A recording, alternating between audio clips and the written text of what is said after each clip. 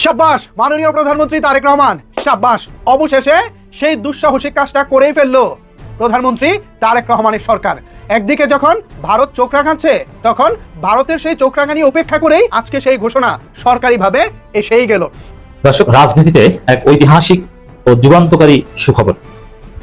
বাংলাদেশের রাজনীতিতে 1971 সালের পর সোফার এখন পর্যন্ত এ ধরনের দৃশ্য আমরা দেখিনি, কিন্তু এটা প্রত্যাশিত দৃশ্য। ভারতের জন্য আরেকটি দুঃসংবাদ দিলেন বাংলাদেশের পররাষ্ট্র প্রতিমন্ত্রী হুমায়ুন কবির। তিনি জানিয়েছেন, বহুল আলোচিত মক্কা যৌথ প্রতিরক্ষা চুক্তিতে যোগ দিতে আগ্রহ প্রকাশ করেছে বাংলাদেশ। প্রতিমন্ত্রী হুমায়ুন কবির তিনি উল্লেখ করেছেন, বাংলাদেশ এই মুসলিম ন্যাটোতে যুক্ত হবে। অর্থাৎ 4টি গুরুত্বপূর্ণ কারণ আছে যে কারণে বাংলাদেশকে অবশ্যই এই মুহূর্তে মুসলিম ন্যাটোতে যুক্ত হতে হবে, এবং ভারতের আগ্রাসন থেকে, ভারতের আধিপত্যের হাত থেকে যদি দেশকে রক্ষা করতে হয়, তাহলে এই মুহূর্তে এই মক্কা এগ্রিমেন্টের তুলনায় সিকিউরিটি আমব্রেলা বাংলাদেশের জন্য আর অ্যাপ্রোপ্রিয়েট একটিও নেই। এবার টাকার মহাসমুদ্রে ঢুকতে যাচ্ছে বাংলাদেশ। সৌদি আরব কি বাংলাদেশকে ধনী বানিয়ে দিবে? দর্শক, একটু চোখ বন্ধ করে কল্পনা করুন। একদিকে সৌদি আরবের রাজপ্রাসাদে ক্রাউন প্রিন্স মোহাম্মদ বিন সালমানের সই করা একটি $1 ট্রিলিয়ন চুক্তির ফাইল, আর অন্যদিকে ভারতের সাউথ ব্লকে শীর্ষ আমলাদের চোখে মুখে চরম হতাশা আর ক্ষোভ। কেন এই বৈপরীত্য? দক্ষিণ এশিয়ার পাকা খেলোয়াড় এখন বাংলাদেশ। আঞ্চলিক প্রভাব বাড়াতে বাংলাদেশকে কাছে পেতে মরিয়া যুক্তরাষ্ট্র, চীন ও ভারত। তবে বাংলাদেশ অত্যন্ত সতর্কতার সাথে নিজেদের ডিপ্লোম্যাটিক সিদ্ধান্ত নিচ্ছে। 3 দেশের প্রতিযোগিতাকে কাজে লাগিয়ে বাংলাদেশ নিজেদের স্বার্থ হাসিল করছে, তবে এক্ষেত্রে কিছুটা দূরে রাখছে ভারতকে। আসসালামু আলাইকুম। দক্ষিণ এশিয়ার রাজনীতি পাল্টে দিতে এক ঐতিহাসিক সিদ্ধান্ত নিচ্ছে বাংলাদেশ। আর এই সিদ্ধান্ত সোশ্যাল মিডিয়াতে আসার পর থেকেই ভারতীয় মিডিয়া এবং ভারতীয় নীতি নির্ধারকদের রাতের ঘুম হারাম হয়ে গিয়েছে।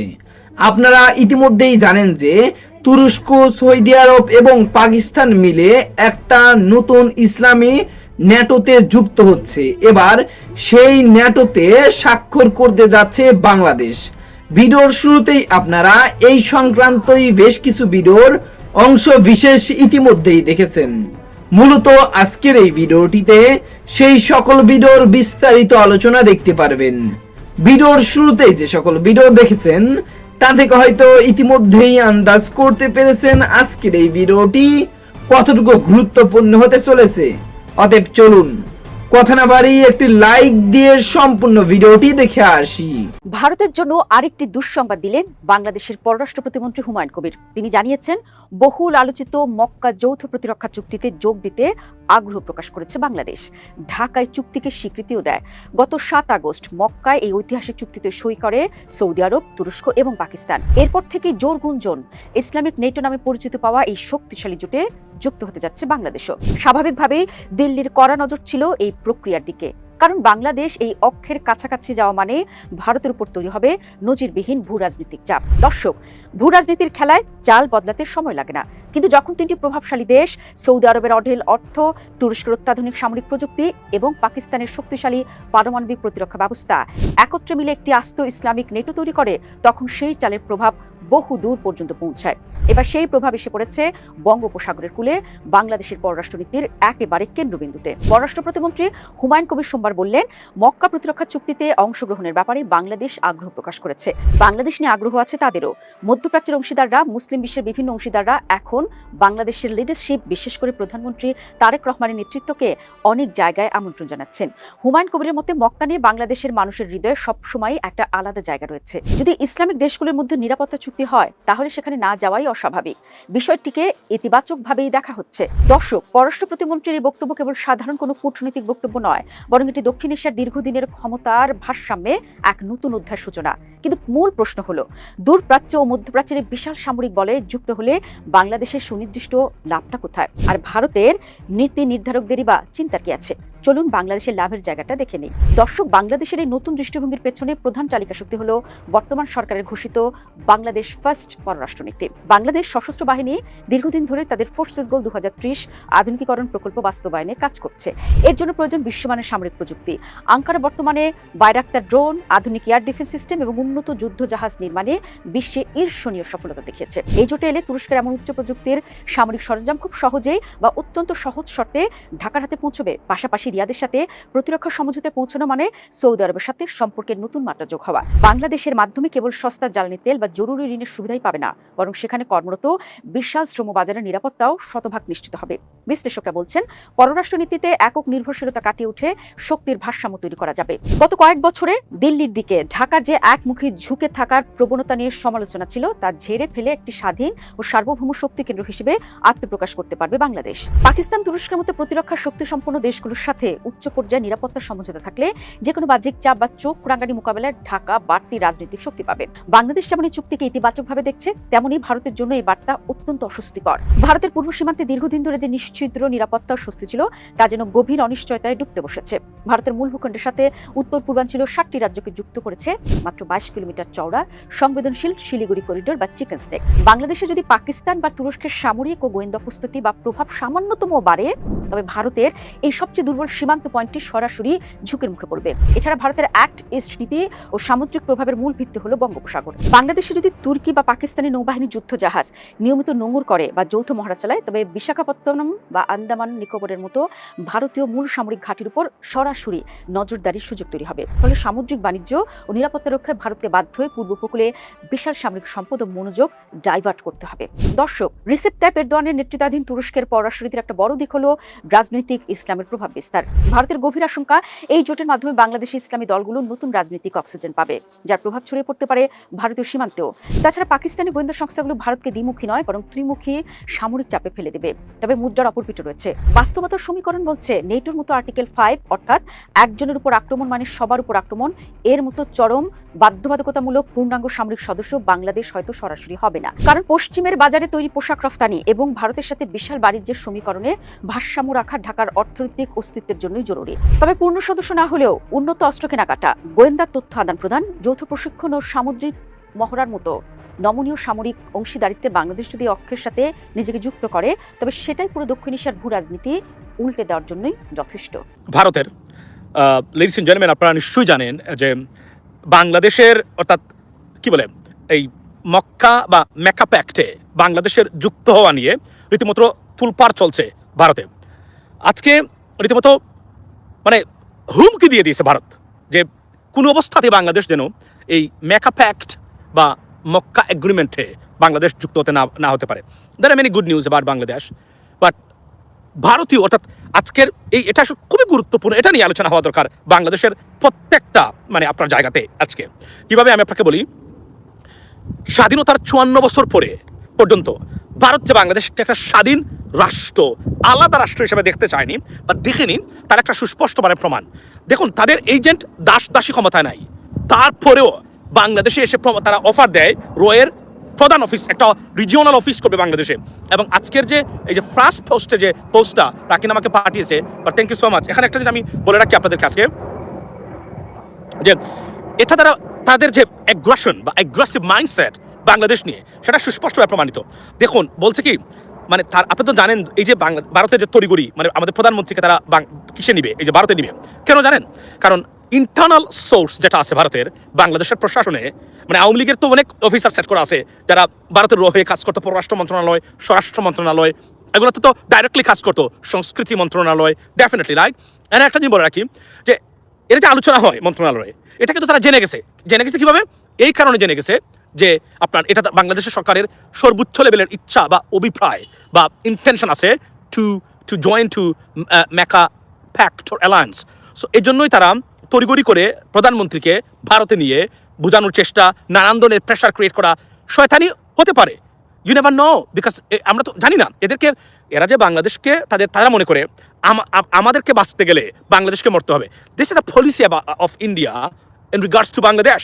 তারা এটা আনবিলিভেবল, এবং এটা যে কতটা সত্য সেটা কিন্তু দ্রুতভাবে আবার তারা প্রমাণ দিল এবং সেটা প্রমাণিত হয়েছে। আজকে ফার্স্ট পোস্টের যে আপনার তাদের যে পোস্টটা, টুইটার পোস্ট, সেই পোস্টটা আমি দেখাই, এটা নজিরবিহীন। এবং ফার্স্ট পোস্ট পালকি শর্মা, এটা আবারও বলেছি, আমি এর আগে বলেছি, এটা আম্বানির চ্যানেল, নরেন্দ্র মোদীর পকেটের চ্যানেল, ঠিক যেভাবে শেখ হাসিনার চ্যানেল ছিল আপনার 71, ডিবিসি, তারপর সময় টিভি, শেখ হাসিনার সময়, এক্স্যাক্টলি এই ধরনের একটা মানে চ্যানেল হলো মানে এই আপনার এই ফার্স্ট পোস্ট। তারা কি লিখেছে সেখানে আমি আপনাদেরকে বলি। আমার ব্লেজারটা আবার নিয়ে যায়, এর তো এখানে অনেক অযথা মানুষ ঘোরাফেরা করতেছে। আজকে ফার্স্ট পোস্টের আপনার যে পোস্টটা তারা দিয়েছে, কি লিখেছে? ওপিনিয়ন হচ্ছে এডিটোরিয়াল কলাম, মনে রাখবেন। এটা মানে একটা পত্রিকার বা একটা নিউজ পেপারের বা নিউজ কর্পোরেশনের বা নিউজ চ্যানেলের সর্বোচ্চ লেভেল থেকে ওপিনিয়ন এবং আসে, এবং প্রথম পাতায় মানে একদম তারা খবর প্রকাশ করেছে। বুঝতেই হবে যে এটা এক ধরনের সরকারের ভিতরের বা the government's mindset or intentions or the policy express through this article or opinions, editorial opinion. So আমি আপনাদেরকে মানে পড়ে শোনাই। লিখছে যে Dhaka's Mecca Pact Gambit means strategic movement or alliance, something like that. It means for time for Delhi to draw a red line. কি বলতে বুঝেছেন তো? This is a high time tell Bangladeshi government, shut your mouth, don't move. That's the meaning of this line. Can you imagine this, ladies and gentlemen? যে একটা স্বাধীন দেশ, আমরা স্বাধীন দেশকে বলছে it is now India should draw a red line, অর্থাৎ এখনই বলে দেওয়া উচিত বাংলাদেশকে don't move, stay right there. আমরা বলি না ওই যে পুলিশে দেখেন না আপনি, যখন কোনো আসামিকে দৌড়ায় বা কোনো কিছু করতে আসে, যখন তারা কনফার্ম হয় দিস ইজ দ্য সাসপেক্ট, তখন বলে don't move, just stay right there or will shoot you. এটা কিন্তু আমেরিকাতে প্রতিদিন ঘটে, আপনি দেখবেন, মানে খেয়াল করবেন। So that exactly happen. এবার এটা হচ্ছে এক্স্যাক্টলি সমান ল্যাঙ্গুয়েজ। আপনি যদি এটাকে, এই ল্যাঙ্গুয়েজটা যদি আপনি সমান একটু ইন্টারপ্রেট করেন, আপনি এটা অর্থ হলো এটা নজিরবিহীন ঘটনা। মানে একটা দেশকে তারা কীভাবে, this is an official statement. I do not think it is an official statement. You cannot say it is an official statement, but I personally think this is an official statement. I personally could the Mecca Alliance be an eyewash? আমি আপনাকে বলছি, সুন্দর একটা প্রশ্ন করেছেন। আমি মনে করি এটা একটা অফিসিয়াল স্টেটমেন্ট। যখন ফার্স্ট পোস্টের মতো অথবা রিপাবলিক বাংলা এগুলো থেকে কোনো জিনিস আসলে, it is indirectly unofficially official statement, unofficially official statement. Trust me. একজন বলছেন the Mecca pact can be an eyewash. No, it cannot be, and I do not think it could be. Why I say that? মনে রাখবেন, মার্কিন যুক্তরাষ্ট্রের বাংলাদেশের জন্য once in a lifetime opportunity to join with that. I don't understand that. What is the problem? Is it network problem? Look like it's bluffing. Right? প্রথম আলো and Daily Star should be banned for national security. আমি শুনেন, প্রথম আলো, daily স্টারের যে I don't understand that. আমার নেটওয়ার্কের সমস্যা কিনা বলেন তো আপনারা, লাইনটা চলে যাচ্ছে বারবার। আচ্ছা, তো প্রথম আলো অথবা ডেইলি স্টারের, বিশেষ করে ডেইলি স্টারের যে এডিটোরিয়াল একটা পোস্ট দেখেছি আমি, নজিরবিহীন। এটা বলতে পারে না তারা, তাদের বিরুদ্ধে তাদেরকে জিজ্ঞেস করা দরকার।